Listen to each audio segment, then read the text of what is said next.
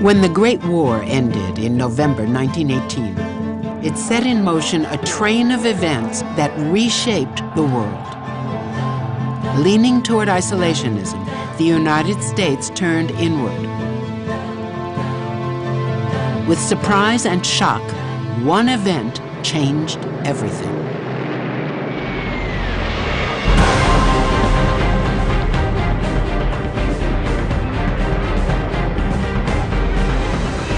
One man wrote in his diary that Pearl Harbor ended isolationism for any realist. His name was Arthur Vandenberg, a former newspaper publisher who became a United States senator almost by accident. He called himself the luckiest man alive, the very model of a senator with white hair and an owlish look. He was described by one journalist as the pouter pigeon with the Cupid smile. This is the story of America's capacity for change and how one politician became a statesman as he helped shape the world by defining America's new role in it. More progress toward unification has been made in a few months than in centuries preceding. This is progress for peace and freedom, for us as well as them. It is the greatest possible insurance against the war we do not want.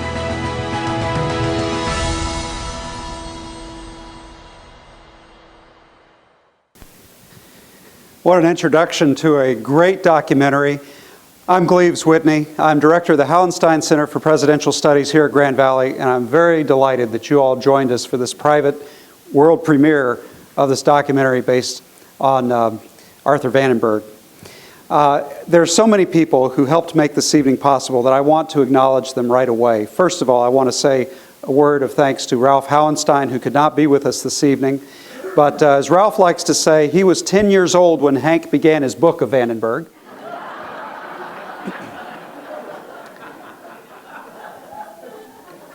And then we have a number of people who helped fund this project, and their support over the last 5.5 years has meant so much to us. I want to thank the Meyer Foundation, the Fry Foundation, the Belden Fund, Mary Ann Keeler for her support, and also Grand Valley State University for sustaining support as well. So thank you to all. Let's give a hand to those groups.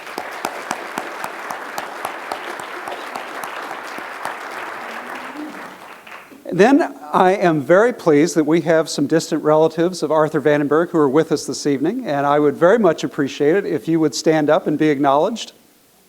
I think it's this row right here, please. Thank you very much. Thank you very much. You all were very shy about that, but this is an evening you can be very proud of. We did a lot to pull this together. I've been very honored to work with the gentlemen who are in those chairs. Hank Meijer, Mike Grass, and I, as I say, we've been working on this for 5.5 years, 38,000 miles of travel, 27 interviews with top-notch people who understood the life of Arthur Vandenberg and his role in shaping the world that we experience today. And America's Senator, the unexpected Odyssey of Arthur Vandenberg, will really round that out for you. Now, I want to put you at ease. We're not going to try to show you the whole thing. You'd be here 6 hours if we did that.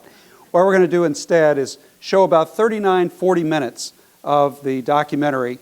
We're going to break it up into 5 segments, and we're going to have the opportunity then to engage in a little bit of conversation between the segments, and at the end open it up to questions for you to put to Hank and Mike and to myself if you wish. So we're really excited to premiere this evening, and I would like to just acknowledge a couple of other people here who've been supportive through this whole process. I want to acknowledge our president at Grand Valley, Tom Haas. Thank you so much for your support. President Emeritus Don Lubbers, thank you for your moral support through this. And also, I'd like to acknowledge Mary Beth Wardrop, Vice President of Development here at Grand Valley. Mary Beth, thank you very much. Thank you very much. And with that, I'm going to join these gentlemen, but first just a word about them. Really pleased that Hank Meijer could be with us this evening. You know, Hank needs no introduction in this community. You all know, everybody in this room knows what Hank and his family have just been through, so we're very pleased that you were able to join us, and our heart goes out to you and your family. So thank you for being here this evening.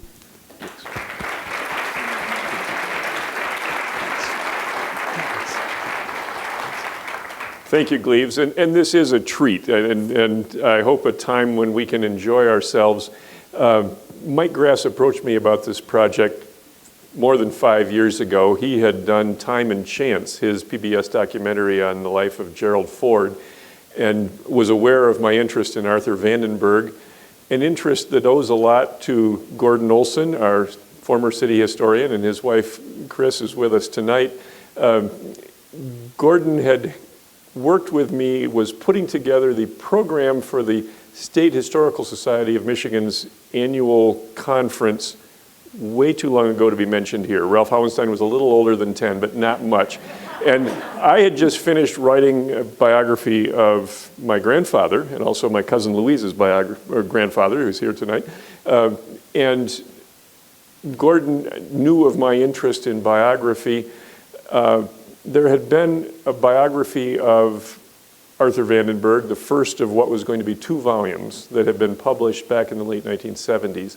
And Gordon said, well, I'm putting together the program for this conference, and why don't you do something on Arthur Vandenberg? And I said, well, he doesn't need another biography. There's one already in the works. He said, well, just pick a facet of his career, which I did. I talked about his attempt to keep America neutral when World War II broke out. And then 2 weeks after that conference, 20 years ago, I get a call from the daughter of this professor in Chicago who'd been working on the biography. And it turns out he had died and he'd had a rather difficult life, and his adult daughter was closing up his home and trying to figure out what to do with all his research for his unwritten second volume. It had no monetary value. This was stuff from the Truman Library, the Roosevelt Library, the British Foreign Office, the State Department archives. But she couldn't find anybody to take it, and no libraries were interested, so she called the Historical Society of Michigan and said, do you know anybody who has an interest in Arthur Vandenberg? And they said, well, we just had this speaker a couple of weeks ago. And I ended up bringing a van load of papers back to our office and coming back also with a real sense of mission. And so that mission is yet to be fulfilled. I hope it's close. I'm negotiating with myself about a sabbatical right now. But in the meantime, Mike heard of this and approached me, and that got us started.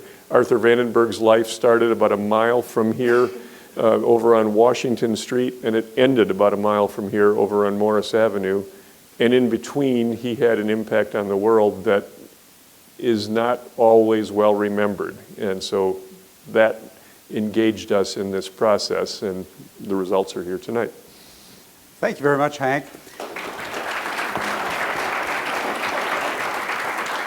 And let me just say a word also about the producer and writer of this documentary, Mike Grass, sitting here, who's closest to the center of the stage, brought a lot of creative talent and energy and just hard work to pull this together. And the team he assembled of technical folks to make this this documentary sing and be truly a special on PBS. So Mike, thank you very much for all of your work to do this as well. So let's give him a hand. And with that, I think I'm going to sit down now so that we can start the documentary. Enjoy the evening. Arthur Vandenberg's father owned a struggling harness shop in downtown Grand Rapids. He was a true believer in the city's moral code of thrift and hard work, a conviction that would inspire a future president who grew up in the same neighborhood. Both Arthur Vandenberg and Gerald Ford come from West Michigan, which is a deeply conservative area. Both these men, Arthur Vandenberg and Gerald Ford, cut from the same cloth in that respect. At Central High School, young Vandenberg was notorious for his speech-making, a talent that would later be described as the windy rhetoric of a positive thinker. He loved to talk, and he had a great command of the English language, but sometimes he would get carried away. He was swept away by politics as well. In fact, he lost his job at the biscuit factory in Grand Rapids as a young man when Teddy Roosevelt came to town. And there was a big parade, and for a 16-year-old kid in love with politics, he couldn't resist, and he left his desk and he lost his job. After a year at the University of Michigan, Vandenberg dropped out, signing on as a cub reporter at the Grand Rapids Herald. At just 22, he became editor. That same year, 1906, he married Elizabeth Watson, his high school sweetheart. His progressive attitude toward both foreign and domestic policy had been shaped by the hero of his generation, Teddy Roosevelt, and he supported Woodrow Wilson in 1917, when the president asked for a declaration of war against Germany. Vandenberg painted the First World War as the greatest revival the world has ever known since Christ came upon the earth. In 1917, before most of you fighting men were born, our fathers fought the First World War to make the world safe for democracy, for the common man. They fought a good fight. World War I was a war of great moral rhetoric. They spoke of victory, they spoke of the fallen, they spoke of the foe, and Vandenberg himself used bombastic language. He spoke of a crusade. The Great War was a crusade that he could join only in spirit. All he could do was give speeches and sell war bonds. In 1916, his wife had died, his very young wife, of a brain tumor, leaving him with 3 small children. His world was turned upside down. He could no more make sense of his own personal tragedy than he could of the carnage across the sea. When Woodrow Wilson proposed a league to bind nations together in an idealistic world association, Vandenberg recoiled, fearing the entangling alliances George Washington had warned against in his farewell address. From his desk in Grand Rapids, Vandenberg's editorials and advice helped defeat the League of Nations and put Warren Harding in the White House. He had achieved a modest degree of success as the author of 3 flowery books inspired by his admiration for Alexander Hamilton, whom he called the greatest American. Vandenberg wrote 100 short stories, as well as the lyrics for 2 published songs under the pen name A.V. Hendrik. Just the other evening I was handed quite a treat. I got tired strolling through the park and took a seat. In 1918, he married again, Hazel Whittaker, whom he'd met in Ann Arbor 16 years earlier. His regional values helped shape his cautiously progressive politics. He believed in honest government. He promoted the elimination of waste and extravagance. He advocated repayment of the national debt, lower taxes, and a strong national defense. Vandenberg disliked reactionary conservatism. He championed labor's right to organize, the protection of women and children from industrial exploitation, and he railed against corporate monopoly, the trusts that Teddy Roosevelt had fought against. Encouraged to run for governor, Vandenberg vowed to fulfill his childhood dream to become a United States senator. By the middle of the Roaring '20s, Arthur Vandenberg had become publisher and part owner of the Grand Rapids Herald, as it joined with other Michigan dailies to form a flourishing chain. Now he was a millionaire, looking for his next opportunity. Well, with that introduction, I would like to put a question, starting with you, Hank. Could you please tell us what inspired you to get so interested in Arthur Vandenberg and to write a biography about him? I've said before, and I like to say, I think he may be the most influential public figure of the 20th century for whom no complete biography exists. And that in itself just piqued my curiosity, apart from the fact that he was a Grand Rapids boy, went to public high school here, ran cross country in high school, and that sort of parochial passion was a part of it too. Very good. And Mike, what inspired you to take the manuscript that Hank's been working on and turn that into a documentary? Well, after I'd done the Ford documentary, I figured the next logical politician about whom a film could be made would be Vandenberg, and I knew Hank was writing the book, and I, through an intermediary, approached him. We had coffee, and he said, let's do it, and then we approached the Hauenstein Center and made them a partner in this, and the rest is kind of history. I did want to say, it's kind of a cute story. Gleaves is correct that this took a long time to do. It started 5.5 years ago, and a couple of years ago, I was out doing some research at Meyer headquarters. Hank has a kind of a hermetically sealed room out there, which is a Vandenberg room where he has all of his memorabilia and documents and photographs, and I was doing some research out there, and I left the door open, and who walks by but Fred Meyer? And he kind of poked his head in, and he said, who are you and what are you doing? And I told him who I was, and I said I was doing some research on a film that your son Hank and I are producing. I said, maybe you know something about that. And he said, oh yeah, I know all about that. I only have one question. Are you ever going to finish it? So it has taken a while, but we did travel around the country. We went to Austin, Texas, Los Angeles, New York City, Washington, D.C., Nashua, New Hampshire, Ithaca, New York, and of course Grand Rapids. To do our interviews, we interviewed 27 people, and it started out as a 1-hour documentary. And we realized in a fairly short period of time that there was no way you could tell the story of Arthur Vandenberg or the 1930s and 1940s in an hour, so it went to 90 minutes. And then Hank kept piling on all these interviews. I said, well, you know who we really ought to interview is so-and-so. We ought to go out and get George McGovern or whatever. And so we just kept interviewing people, and it went to almost 2 hours, just shy of 2 hours.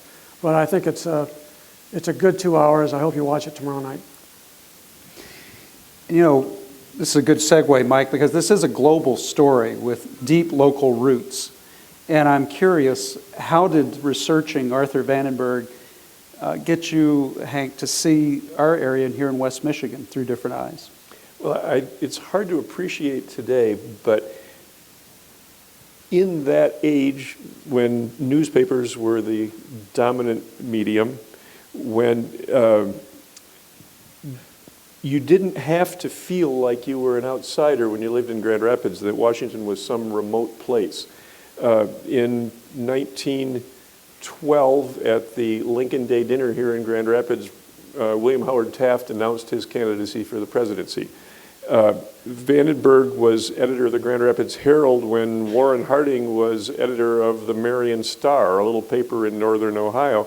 So they knew each other from the newspaper business, and when the smoke-filled room in Chicago nominated Harding to run for president, Vandenberg was writing his most important speeches on foreign policy and helping elect Harding. Vandenberg would spend his summers out at Ottawa Beach in a cottage that was part of a compound owned by a fellow named George Getz, who was a coal magnate from Chicago, who ran the was finance director for the Republican National Committee. Harding's campaign manager was a fellow named Will Hayes. Some of you remember the Hayes Commission from the movie business, who was out of Indianapolis. These folks were in and out of Grand Rapids and in neighboring states all the time. These were the people in part running the country. So he was very connected. There's a great story in the Grand Rapids Herald of William Howard Taft, who you remember as our portliest president, at Kent Country Club for a luncheon and teeing off from the veranda at Kent and taking off his waistcoat and stripping down to his shirt. So you didn't have to feel unconnected here. What was happening in Grand Rapids was resonating around the country.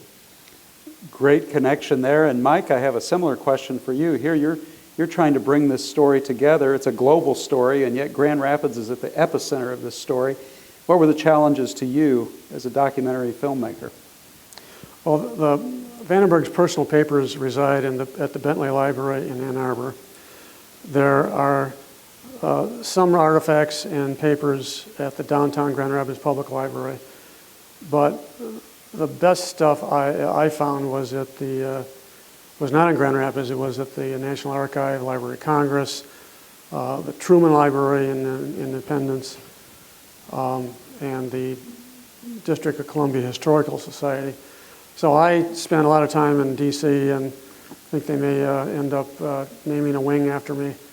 I spent so much time there, but I had an archivist who worked with me, and her name was Susan Hormuth, and she located a lot of the film that you see, and I located over 900 photographs and scanned them all, and of course we didn't use them all, but there is, once you get into Vandenberg's life, there's a great body of work.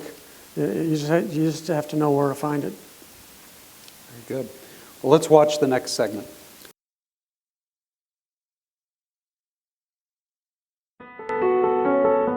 Wartime Washington was the red-hot center of activity in America. It was the headquarters of the war effort. Now, the British were obsessed with anybody that had presidential aspirations. And that certainly meant Arthur Vandenberg, whose Senate leadership and isolationist convictions made him a serious GOP prospect to challenge Roosevelt.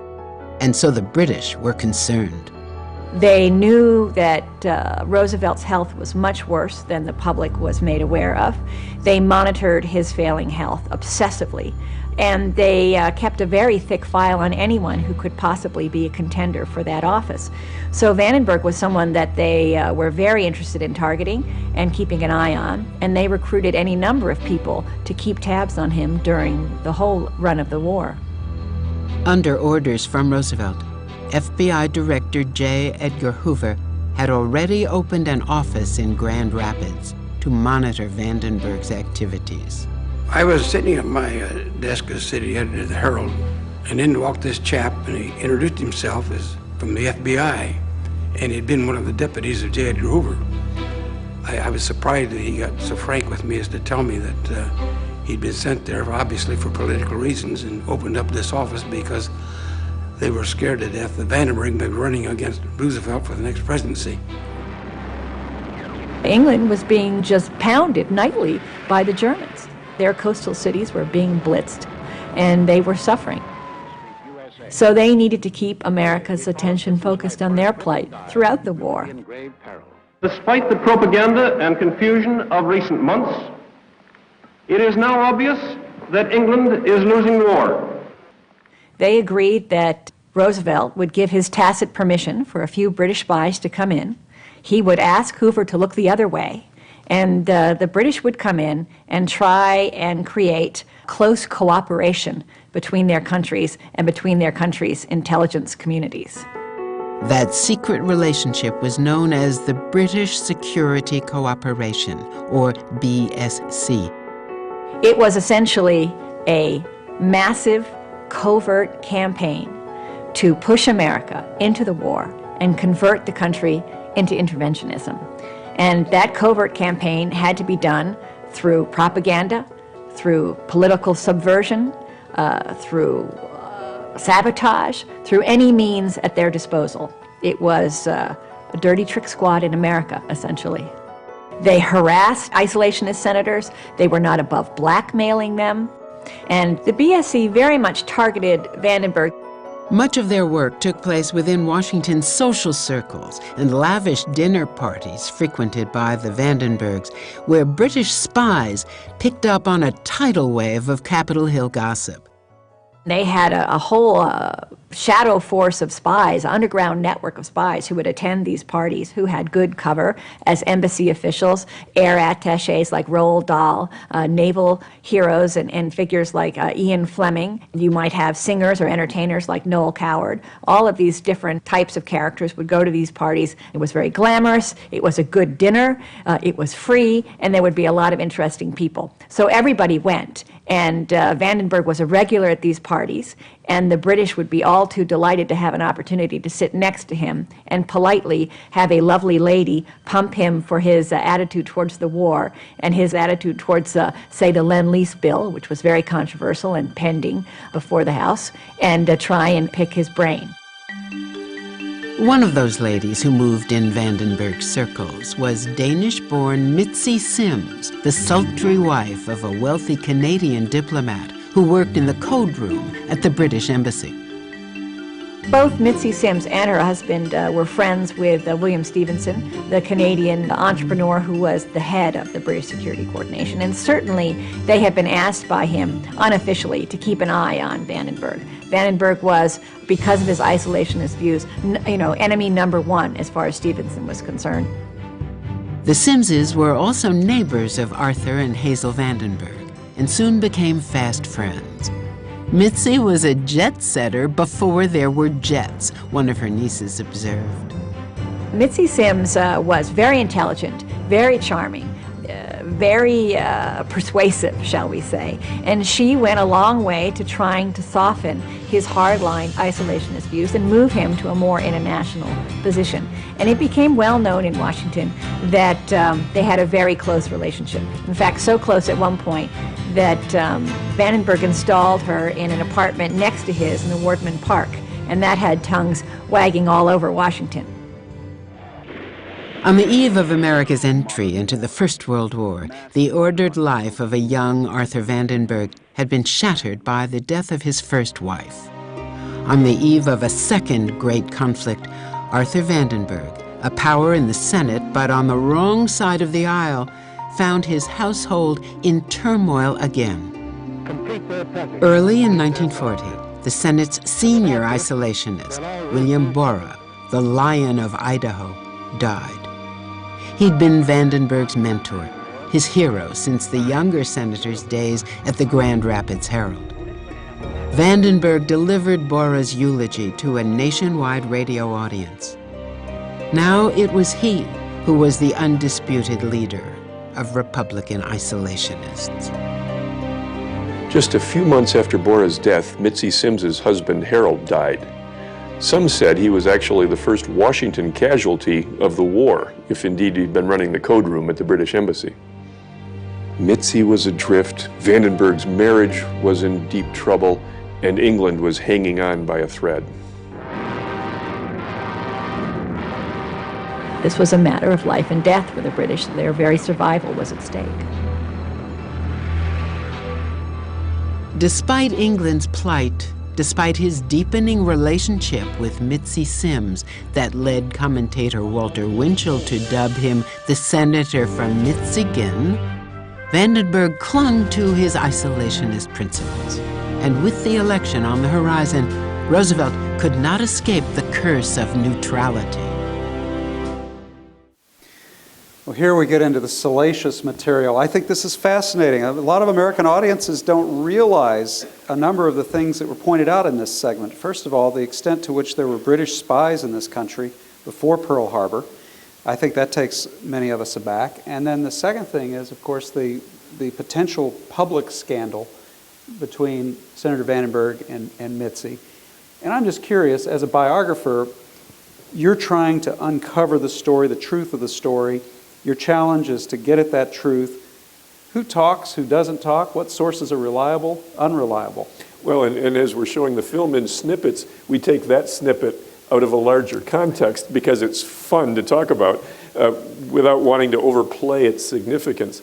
But I interviewed a couple of very elderly former society columnists in Washington, D.C., one of whom was convinced that the affair was merely platonic, that Hazel kept a close eye on Arthur, and the other of whom said, no, I remember, she was riding around, they were riding around together in a convertible very publicly, and finally, Senator Vandenberg had 3 children. His youngest daughter became a close friend in her last years, and she didn't want to talk about it for a long time, and then finally she said, no, my dad really got at the point where he had to decide to stay or to go in his marriage, and it meant a lot to him if I would send a Christmas card to Mitzi, and he didn't know what to do. And she said, yeah, and they did keep a post office, a separate postal box at the Wardman Park for their own confidential communications. So it was clearly a serious affair. At the same time, did it really affect his policy? I don't think so. I think the British were there as spies, but they really weren't able to influence him that way. It may have influenced his political ambitions. It may have made him more reluctant to seek the presidency again after 1940, but I don't think it finally changed his views and his policies. And Mike, from your point of view as a documentary filmmaker here, you're dealing with information that can be difficult to get at. What were the challenges for you?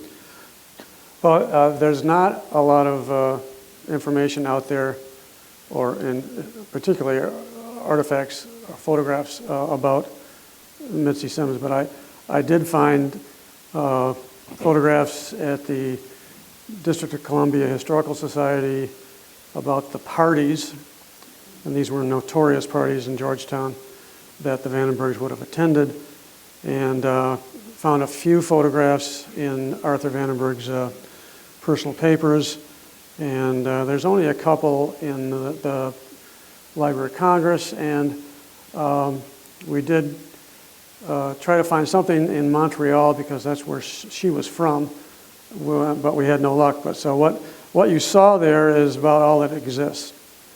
But it was a real needle in a haystack.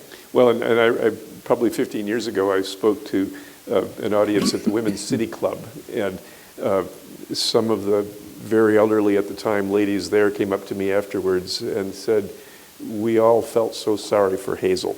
And so that there was a sense of a general awareness, even though people didn't talk about it as much. And also, our friend Ralph Hauenstein has a very interesting segment in this. And Hank, if you would elaborate just a little bit about what happened, with the G-man who came to Grand Rapids.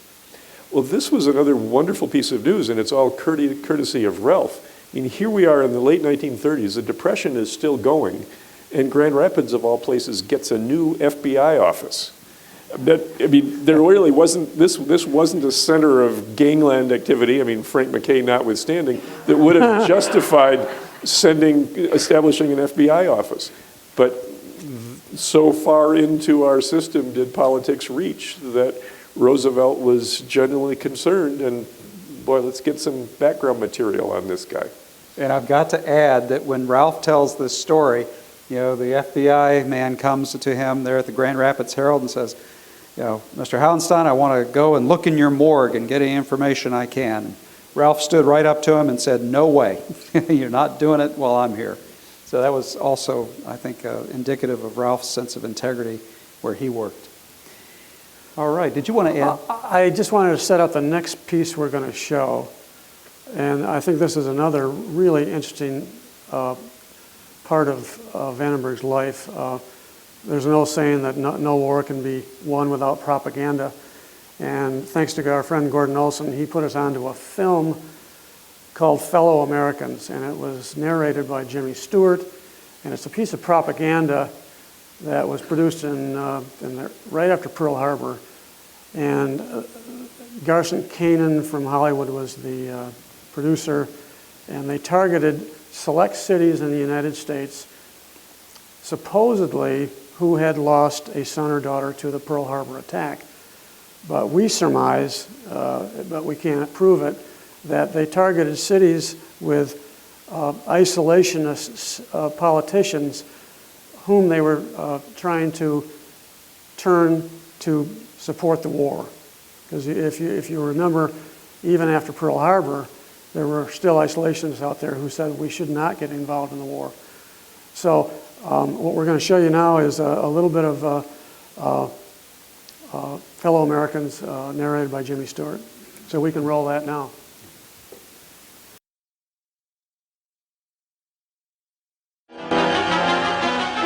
The country and the Congress rallied around the flag after Pearl Harbor. Fellow Americans, consider the skies of Michigan. These airy heights, these swift bird flights, these children's kites. How peaceful the skies of Michigan. After the Japanese attack on Pearl Harbor in December 1941, Hollywood movie makers produced Fellow Americans, a film designed to rally support for the war. As the bomb fell, these kids were shooting marbles for keeps. They didn't see it. As the bomb struck, the Junior League was playing bridge. They didn't feel it hit. Where the bomb exploded... Fellow Americans director Garson Kanin trained his cameras on select U.S. cities that had lost a son or daughter to the infamous attack. After exhaustive search, it has been found impossible to locate your son, Raymond D. Boynton, Seaman Second Class, United States Navy. The department expresses to you its sincerest sympathy. One such city was Grand Rapids, Michigan. A few weeks ago, one ordinary Grand Rapids day, a bomb fell. Yes, here in Grand Rapids, a bomb fell on the furniture center of the USA. Someone was killed, someone of Grand Rapids. As the bomb struck... But perhaps furniture was not the only reason Kanin chose Grand Rapids. This was also the home of Senator Arthur H. Vandenberg, one of the most influential members of the United States Congress, and before Pearl Harbor, an outspoken isolationist. Republican in party, yet what he called unpartisan in spirit, Vandenberg championed problem-solving in Washington. For him, compromise and consensus trumped conflict and discord. But Roosevelt played his cards so close to his vest that Vandenberg's distrust grew. FDR conducted much of U.S. foreign policy in secret, with only passing regard for Congress or even his own State Department. There was no love lost between these longtime rivals. Vandenberg denounced FDR for operating a private war in Europe. He said that Roosevelt, as commander-in-chief, had become his own Secretary of State. The seeds for an imperial presidency had been planted. As war raged across Europe and the Pacific, Vandenberg and the Republicans, so long in the minority and somewhat discredited for their pre-war positions, began to ponder plans for the post-war world.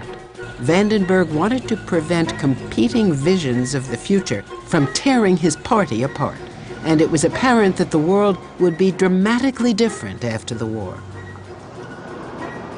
So what Vandenberg came to realize in the early 1940s is that he could protect, he could uphold the one thing he cared most about, which was U.S. freedom of action. And there was something very closely related to that he was concerned about, and that was the role of the United States Congress in determining the policies and how that freedom of action was to be used. If the U.S. was going to assume global leadership after World War II, it needed a foreign policy that transcended political parties. It was that sort of consensus that Vandenberg understood so well. He knew what it meant to work together with the opposition. Politics stops at the water's edge, as I said, and that we're going to fight as fiercely as before over domestic issues, but when we deal with the world, we're going to deal with it as one. That bipartisan spirit didn't happen on its own. It was forged by leaders who understood the connection between values and ideas on one side and the responsibilities of great power status on the other. Vandenberg really provided the linchpin for internationalist Republicans and for Democrats to come together in a politics-free environment, essentially. The big question was, well, when the war ends, are we going to go back to that debate again? Are we going to retreat back into isolationism? That challenge was put to the test in the late summer of 1943.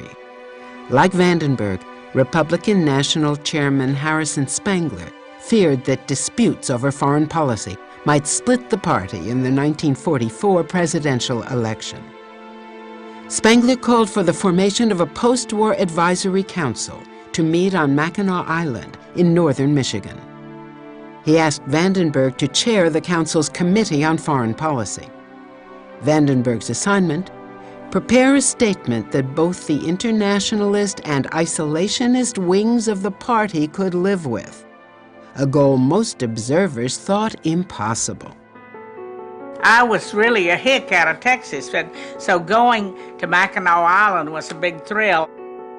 There was a big conference up there where they were going to try to bury the isolationism that had been the Republican Party. Esther Tufte, my boss, and she wanted me to be able to cover Senator Vandenberg, who was, of course, a key source for her. And we became aware of the fact that Vandenberg, who was trying to piece together an acceptable resolution, would take them one at a time and walk them back and forth up and down that porch. And we soon discovered that, and we flattened ourselves on the floor, and we could see them from the knees down, and we had a pad and pencil in hand. We were right at the point where he would march them up there and then turn them around and talk to them, and we could catch a few words of what he was up to. I'm amazed there aren't still some footmarks there. Footprints that marked the end of isolationism and the beginning of a new internationalist worldview. Somebody said they were going to call FDR and tell him we were doing this, and then they came back and let us know that, you know, he had gotten a big kick out of the fact that we were spying. Drafted by Vandenberg and a handful of colleagues, the historic Mackinac Charter cleared the way for later Republican support of the United Nations. Vandenberg, the recent isolationist, considered it a major accomplishment. I continue to believe, he wrote, that when I succeeded in putting 49 prima donnas together at Mackinac, I discovered the necessary formula.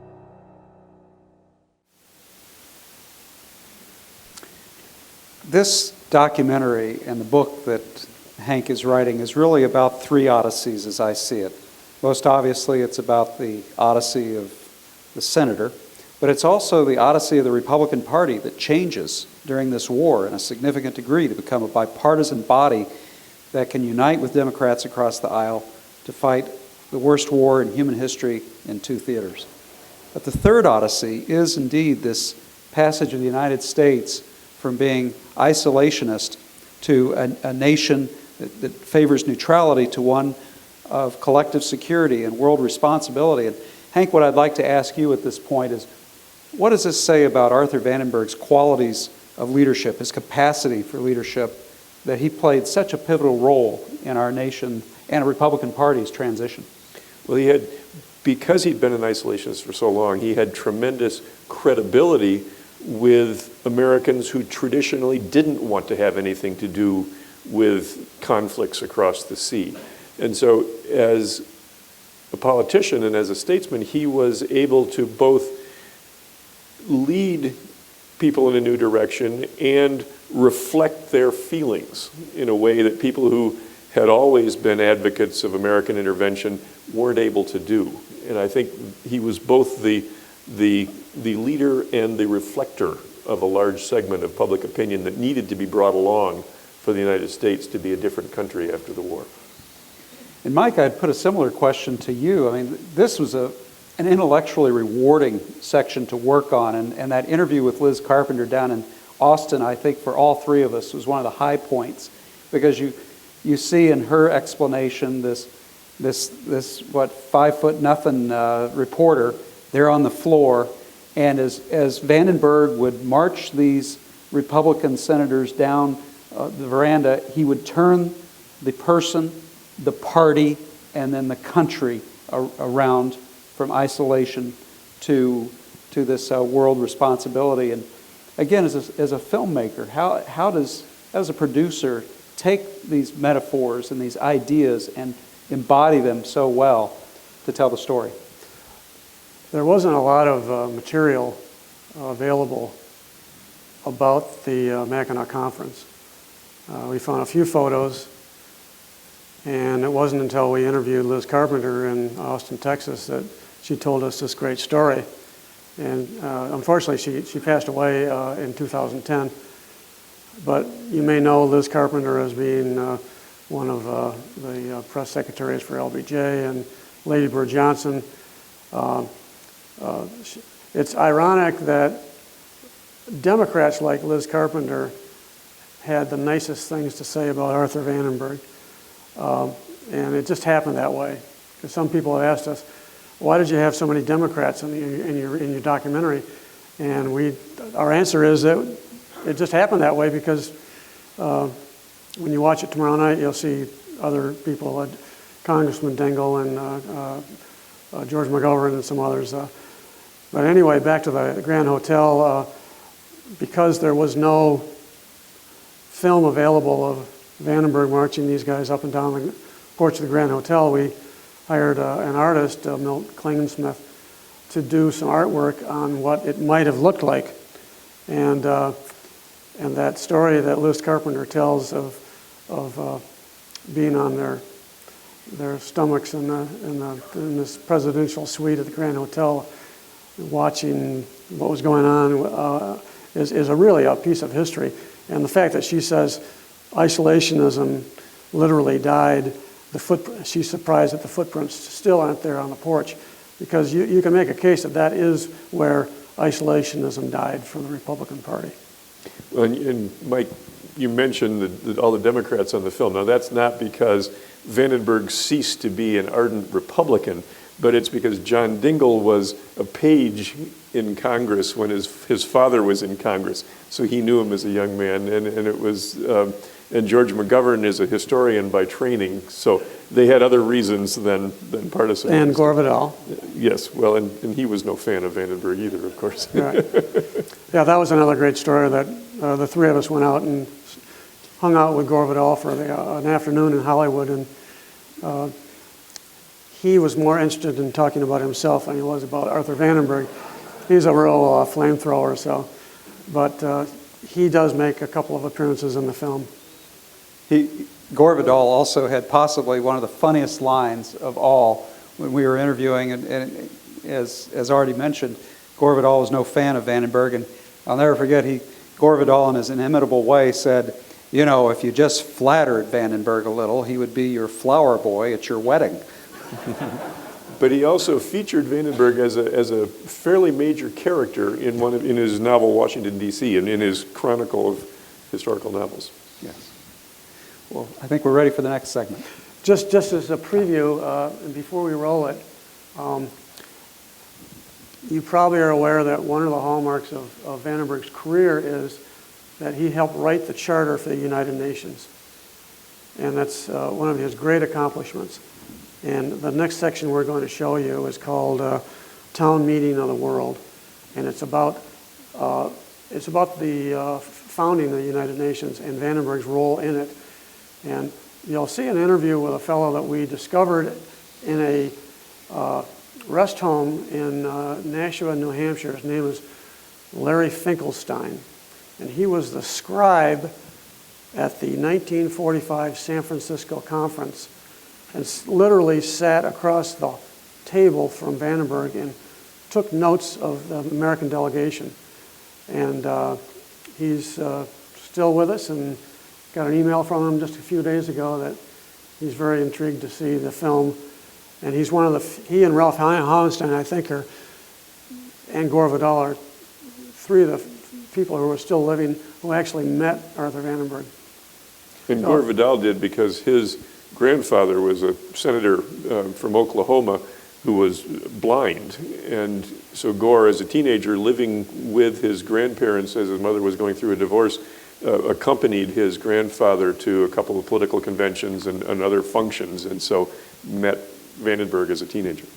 In this section, you'll also see Gillian Martin Sorensen, who at the time was with the UN Foundation. She is of Grand Rapids. She was married to Ted Sorensen. And then the other interview is with Stephen Schlesinger, son of Arthur Schlesinger Jr., who is a United Nations scholar. So we can roll that now. We must not be impatient. It took 5 years to take the world apart. It would not be surprising if it took at least that long to put it together again. The groundwork for the founding of the United Nations had been laid long before Roosevelt returned from Yalta. Although his health was failing, FDR moved ahead with plans for a UN conference that had been hammered out at Washington's Dumbarton Oaks mansion the previous autumn. Now the path to peace, perhaps bringing an end to global war, would run through San Francisco. To ensure a bipartisan U.S. delegation to draft a UN charter, Roosevelt was persuaded to reach out to his longtime adversary, Arthur Vandenberg. Roosevelt told Vandenberg that he had come back from Yalta, convinced that Stalin could not be trusted to keep his word. And that, moreover, that he wanted Vandenberg to go to San Francisco. Roosevelt understood that it was necessary to make American post-war policy, like American wartime policy, a bipartisan sort of thing. Roosevelt, after 12 years in office, really was looking toward his legacy, not what he had done, but how that would project into the future. And it was very necessary to have the support of people like Arthur Vandenberg for those policies.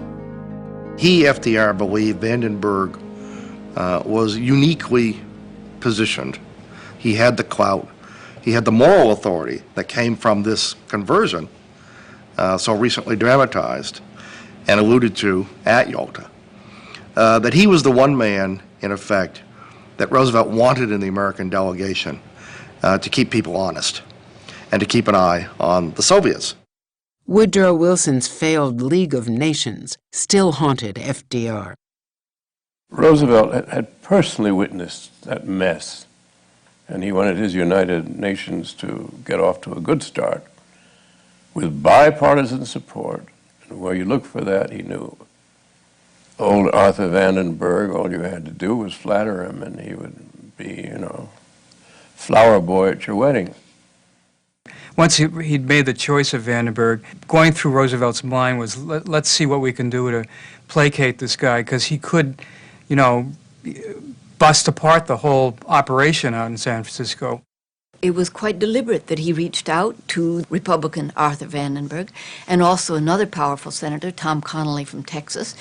It's interesting because the Secretary of State, Stettinius, led the delegation, and in all the photographs you will see him at the center and Vandenberg and Connally on either side. That had an important symbolic value. It sent a message that we are in this together, that partisan differences should be set aside. This is a joined effort. But Vandenberg insisted on being an independent voice in San Francisco. Vandenberg said, look, I'm a loose cannon. I won't join this delegation unless I am free. Roosevelt assured Vandenberg of his independence and of his vital role as a hard-headed negotiator, as well as a symbol of bipartisanship.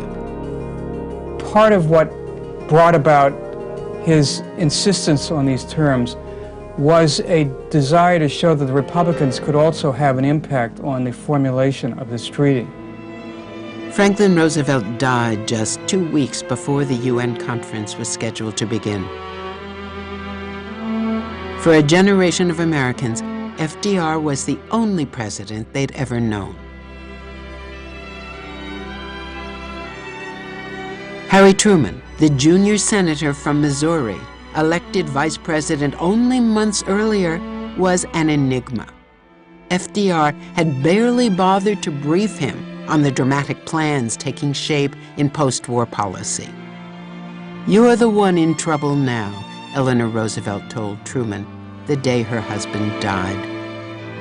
The first couple of days of the Truman presidency were not reassuring. The gravest question mark in every American heart is about Truman, Vandenberg wrote in his diary. Can he swing the job?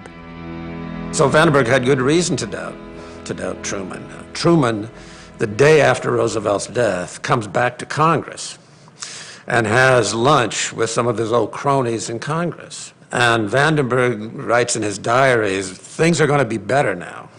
The president and Congress are going to get along better now because, he says, Truman does not have Roosevelt's contempt for Congress. He probably thought in the back of his mind, Truman doesn't know a whole lot about foreign policy anyway. The one thing Truman does know is the Senate. So we'll get to him, and he'll listen to us, and we can work these things out. And in that sense, I think he was much more optimistic after Roosevelt's death than he was when he first heard those stories about what Roosevelt agreed to at Yalta. Is essential to the future peace of the world. The United Nations Conference on International Organization went ahead as planned. The city of San Francisco turned out to greet us. I was 20 years old, and I'd never seen anything like this. This conference was the greatest in size that had ever occurred in the world. It was huge by any previous standard. Vandenberg, in particular, was cultivated and nurtured as a part of the core elements of that delegation. That delegation was sovereign. They had the authority to reach the decisions as to what the U.S. policy was going to be about the decisions made in San Francisco. The United States delegation is confident that the San Francisco Conference will write a sound charter for the enduring peace.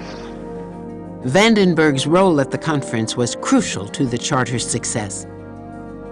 I would almost say it could not have happened without him. The process has led him to the kind of full-throated internationalism. He talks about creating a world organization based on justice. Vandenberg pushed hard to make sure that word justice was prominent in the UN Charter. What Vandenberg was saying, justice means self-determination. It means economic openness and competition. And in that sense, these were what Vandenberg believed to be absolutely essential for a functioning international system. That also included the right of nations to band together for regional security, which Vandenberg championed in San Francisco.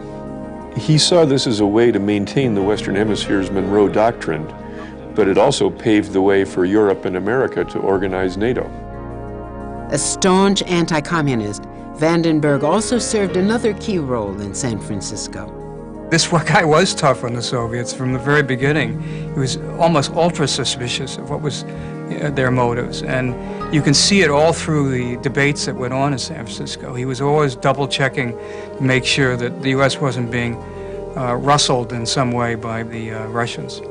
Stalin was very suspicious of the United Nations and really didn't want to join. He had no great enthusiasm for it. Vandenberg was really, really concerned about Russia. Oh, they were a threat, all right. Yes, they did. They were indeed a threat. I think that the Cold War actually did start in San Francisco. I don't think people knew it at the time. And so it was very crucial that a person like Stettinius was able to reconcile the differing viewpoints, but many of his positions were fortified by Vandenberg. And without Vandenberg there kind of monitoring him, it's not exactly clear what would have happened in San Francisco. There were many who doubted that agreement could ever be reached by these 50 countries, differing so much in race and religion, in language and culture. But these differences were all forgotten in one unshakable unity of determination to find a way to end wars. The signing of the UN Charter and its eventual ratification in the U.S. Senate was a crowning achievement for Arthur Vandenberg. Vandenberg went to San Francisco to represent the Republicans in the writing of the United Nations Charter. I return to you with the San Francisco Charter, and without an instant's hesitation, I recommend it as man's best chance for a better, happier, and safer world. I think the United Nations, for much of the world, is the embodiment of hope. And that's what Arthur Vandenberg dreamed of. I think that Vandenberg would be quite pleased with the existence of the UN today. It's both a town meeting for crises and a town meeting for the boring days in between crises. A place where meetings can happen which may not have direct impact on the world at any particular time, but it co-joins different nations around common issues. and therefore means that they don't become isolated and kind of drift apart. And so for that point of view, I think Vandenberg was absolutely right. It is the time leading of the world.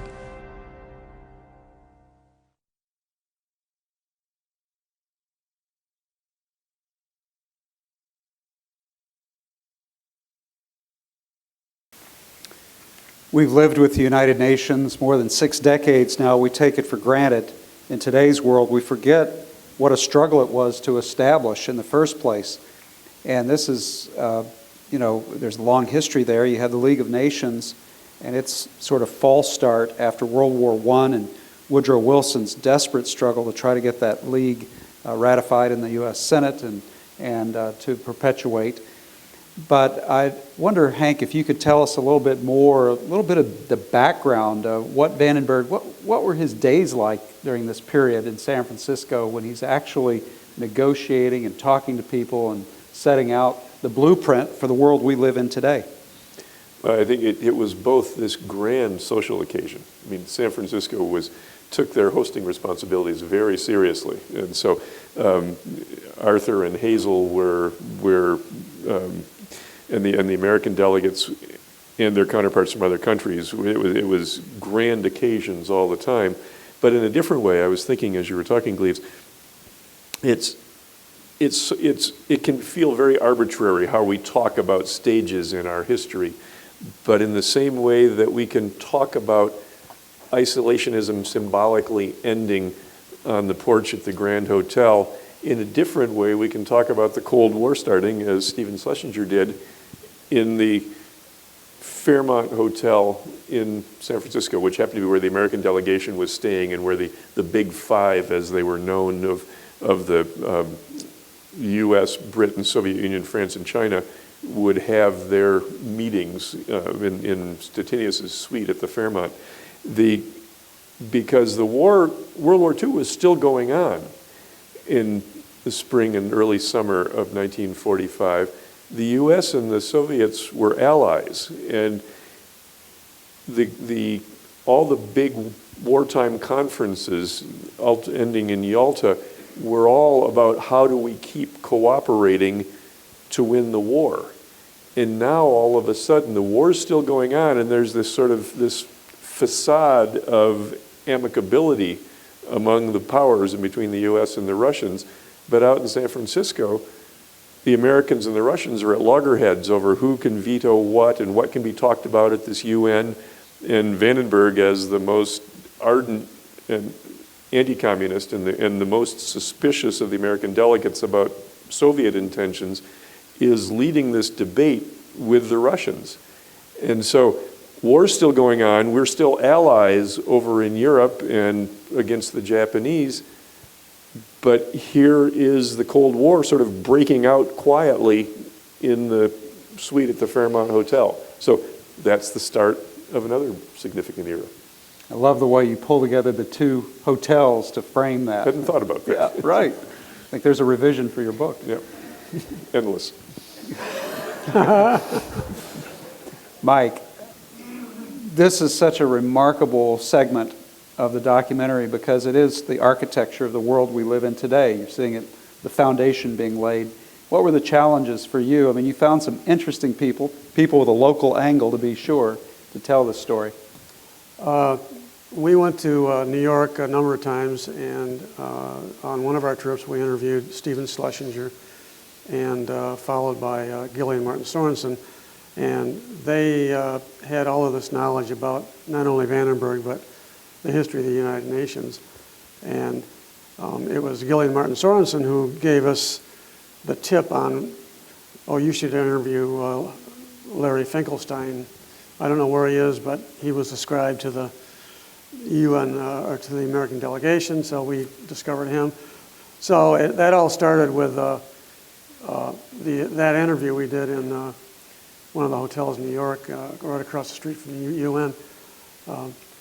So we did locate quite a bit of good footage at the National Archive, and at the UN has an archive as well, and got some great B-roll, and then a lot of still photos obviously exist from the conference in 1945. So it just all came together. Very good. Well, I think we're ready for the last segment. The last segment we want to show you is the final piece of the film, and I think it's the most important part of the film.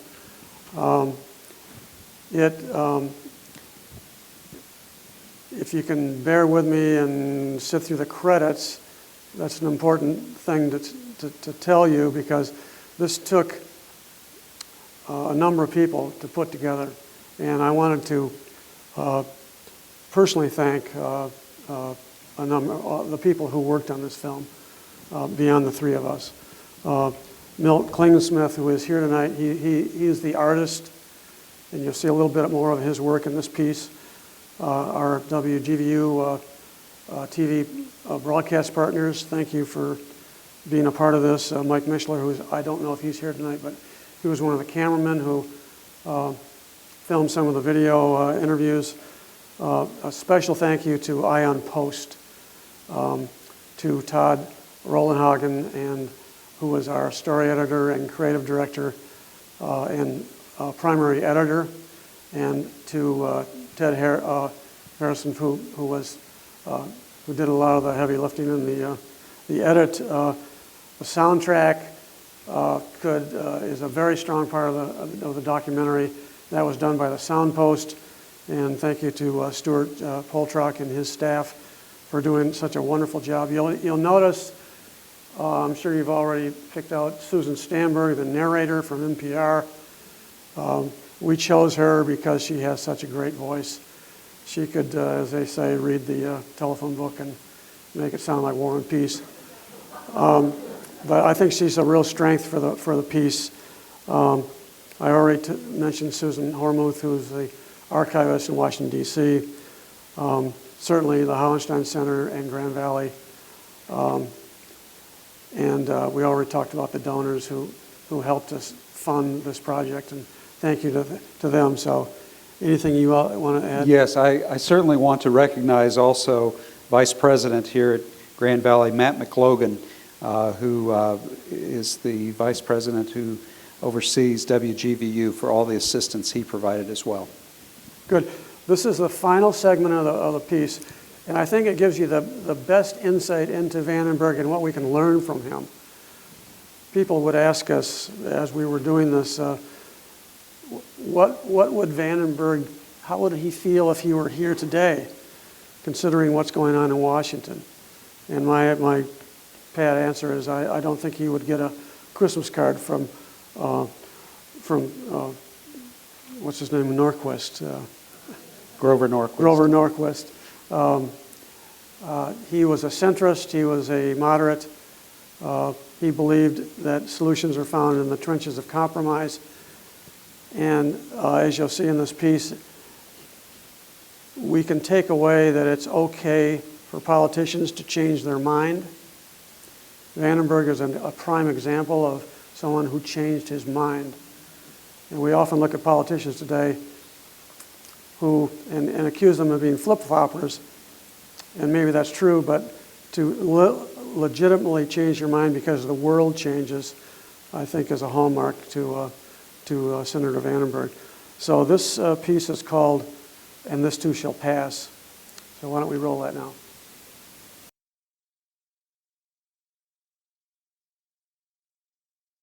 That summer of 1949, Vandenberg's doctors found a lesion on his left lung. The prognosis was not good. The senator kept a plaque on his desk, and he asked the Library of Congress to explore the origin of its message, ancient Persian, that read, "And this too shall pass." But sadly, Vandenberg's failing health would not pass. He gave one more powerful speech before the Senate. It was his last official address. I want the Republican Party to be liberal enough to march with The mood in Washington had shifted in a partisan direction. Truman needed him less. McCarthyism was loosed upon the land, with Taft's tacit encouragement in the absence of Vandenberg to temper it. And even if there were only one communist in the State Department, Even if there are only one communist in the State Department, that would still be one communist too many. And war broke out in Korea. The United Nations sent an army to Korea under a single command. With his cherished bipartisanship threatened, his health failing, Vandenberg slipped out of Washington and went home to Michigan. From his sickbed in Grand Rapids, Vandenberg wrote that he had no illusions and that his internment was a source of constant regret. In the summer of 1950, Hazel died. America's senator was suddenly alone. Now dying, pale and drawn, his dark eyes unnaturally large, Arthur Vandenberg writhed in his own painful isolation. Hear it now. The Columbia Broadcasting System and 173 affiliated radio stations present a document for ear based on the week's news and the men and women who made it. In his dying days, Vandenberg corresponded with Edward R. Murrow at CBS. Murrow hoped to produce a Hear It Now radio documentary about the Cold War in the shadow of the atomic bomb. Never holding himself up as a prophet, Arthur Vandenberg said this about what could cause a war. In my opinion, if it happens, it will come from some tragically unfortunate incident, which may well be the result of somebody's miscalculation as to how far we will tolerate some policy which either threatens our own security or world peace, or which violates our conception of human rights and fundamental freedoms. Murrow knew Vandenberg was sick. He planned to ask actor Spencer Tracy to read the senator's lines. It means that we strive by consultation to lift foreign policy above partisan issues. It means that we attempt to hammer out. With Vandenberg on his deathbed, Murrow's Hear It Now program was never produced. Ravaged by cancer, in pain even the addiction to morphine could no longer mask, Arthur Vandenberg died at his home on Morris Avenue. 3 days after Vandenberg died, Murrow broadcast a special radio tribute to America's senator. There are 96 seats in the Senate of the United States, but for the past 2 years, the important seat and desk just off the right aisle had been noticeably vacant. On Wednesday evening, it became officially vacant. I shall be back in Michigan when the General Assembly of the United Nations finishes in New York. That was the voice of Senator Vandenberg after the Paris Conference in 1946. Now he is back in Michigan for the last time, and for all time. It is our purpose for the remaining minutes of tonight's program to say a few words for Arthur Vandenberg. In the last letter we received from him, he said, "The grave need is to find a meeting of the minds which will assure our own country and the world that our democracy can function in time of crisis. We are now divided, bitterly, hysterically. Congressmen and ordinary citizens are, in Senator Vandenberg's phrase, consulting partisan rather than national destiny." Arthur Vandenberg, in the later years of his political life, was like George Patton. He never bothered about his flanks, drove straight ahead. Those on his right and left are now in confusion and contention, and he is silent. But Vandenberg had much of Lincoln's faith in the people. Had he lived, he would have gloried in this controversy, and he would have steadied it. And he would have been confident that in the end of the day, the little men of loud voice and small faith, those who consult partisan rather than national destiny, will yield to the collective changing judgment of the American people. Arthur Vandenberg was a little more than life-size in the field of foreign policy. His party and his nation are poorer for his passing. It was our inclination and our duty to try to say so.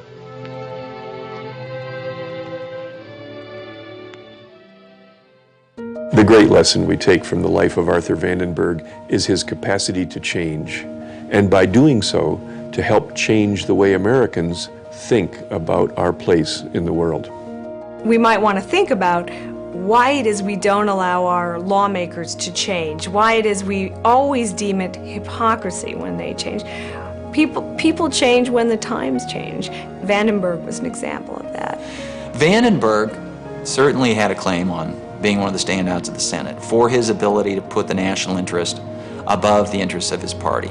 And all those other people on the wall of the Senate chamber, the ones who were honored by the Senate as greats of Senate history, had that ability. Now, many of them were staunch members of their party at one time or another, but they all had the ability to transcend party. That's part of the lesson today, which is that you need people who can reach across the aisles, who can reach between the branches of government and help define a larger sense of national interest in a world in which we constantly encounter new challenges and new risks. I want the Republican Party to be liberal enough to march with the times, to dare new answers to new problems, and to use the power and strength and initiative of government to help citizens to help themselves when they confront problems beyond their own resources and their own control. I want the oak to stand, but I want the branches to grow.